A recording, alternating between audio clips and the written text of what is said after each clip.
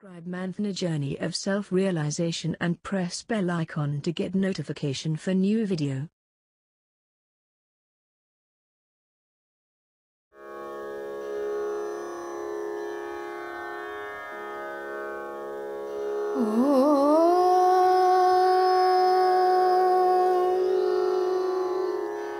Namah Shivaya.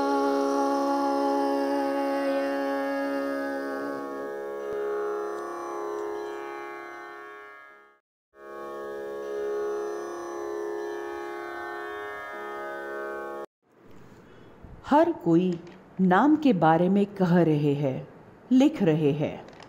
WhatsApp में भी श्री सद्गुरु की महानता के बारे में लिख रहे हैं। वार्तालाप भी इन विषयों के आसपास होता है। यकीनन चर्चाएं स्वस्थ और सकारात्मक रहे और साधक को इस पथ में आगे ले जाने में मदद करती है। किंतु समस्या यह है कि जो हम वार्तालाप करते हैं या जिन कार्यक्रमों में भाग लेते हैं, जैसे आरती, सत्संग, नाम जप, यह सब केवल हमसे संबंधित है। हमारी जीवन की समस्याएं, उलझनें या हमारे प्रश्न।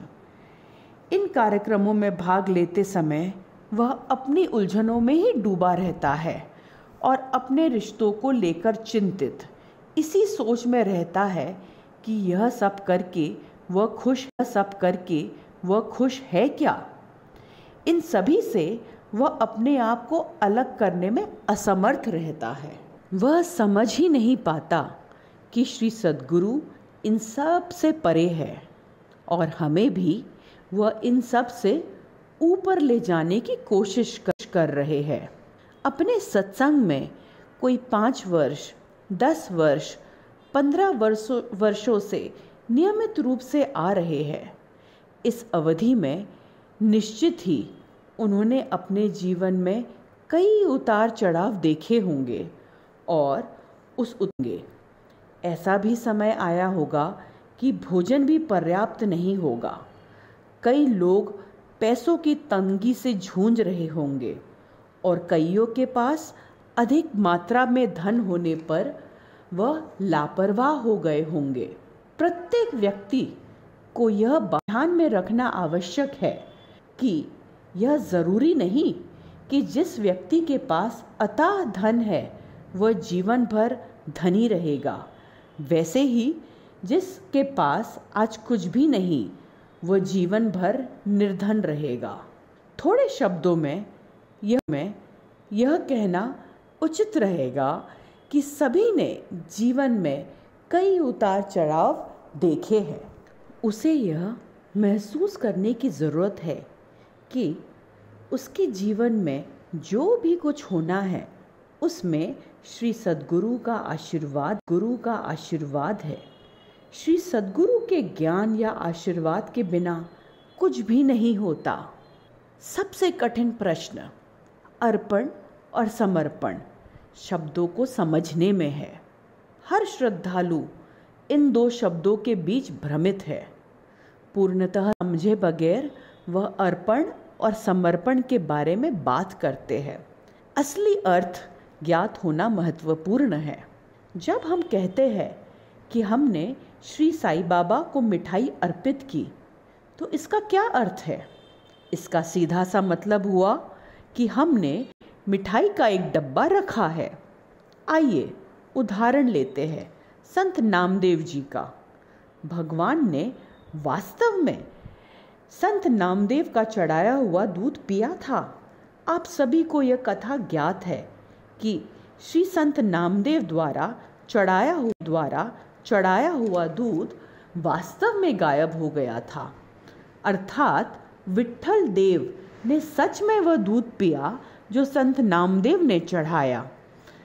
संत नामदेव के पिता भगवान विट्ठल को प्रत्येक दिन दूध चढ़ाते, लेकिन वह दूध का बर्तन वापस ले आते। एक बार जब उनके पिता कहीं बाहर गए थे तो नामदेव जी भगवान विट्ठल को दूध का भोग लगाने गए। घर लौटे तो देखा कि दूध का बर्तन खाली, उसमें दूध था ही नहीं। संत नामदेव ने भगवान विठल को जिस भाव से दूध अर्पित किया वह उनके पिता में नहीं था।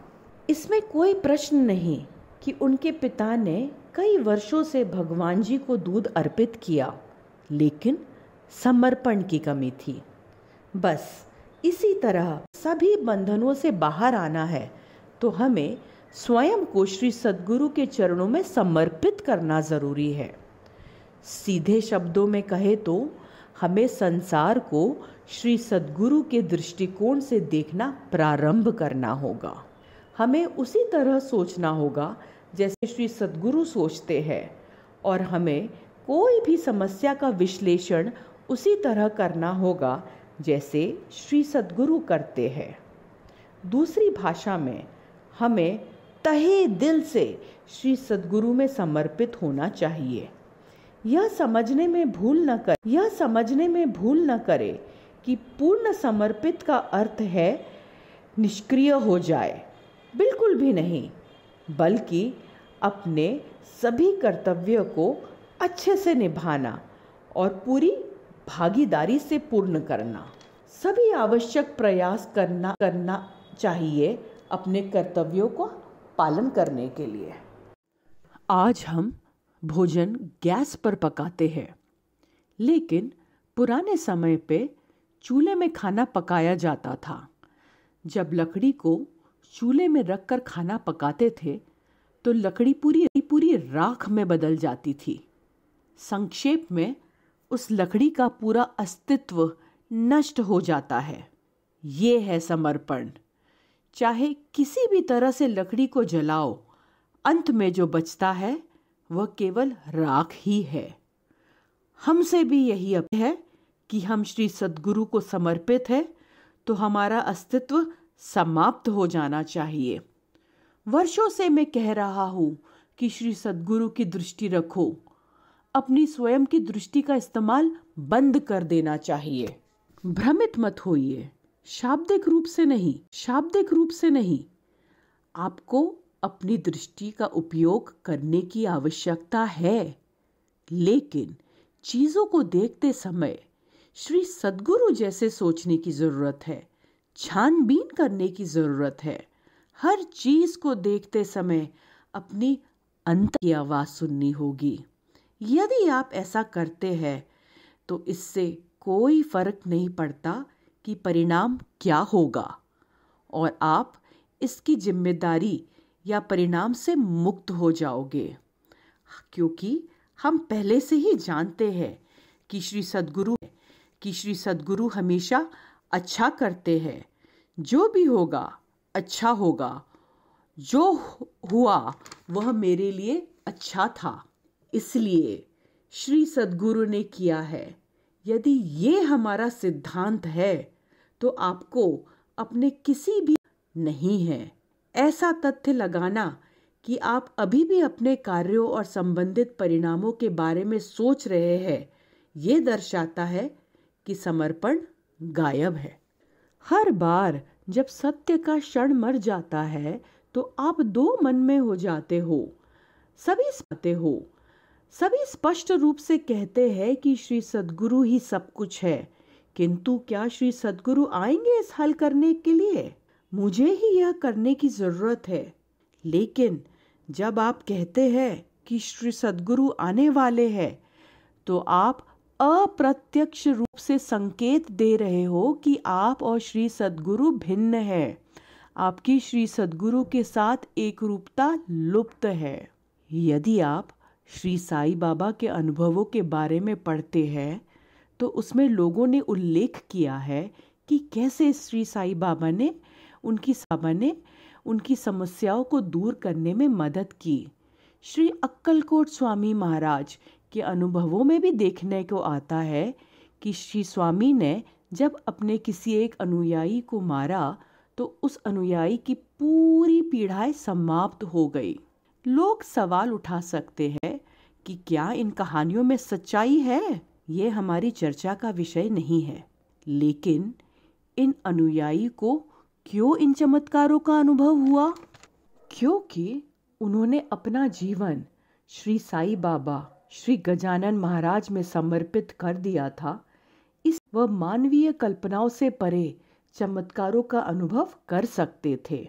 ऐसा भी अनुभव आता है कि यदि हम मांगते हैं तो वह चीज घटित नहीं होती, लेकिन कई अवसरों पर बिना मांगे भी चीजें अपने आप हो जाती है।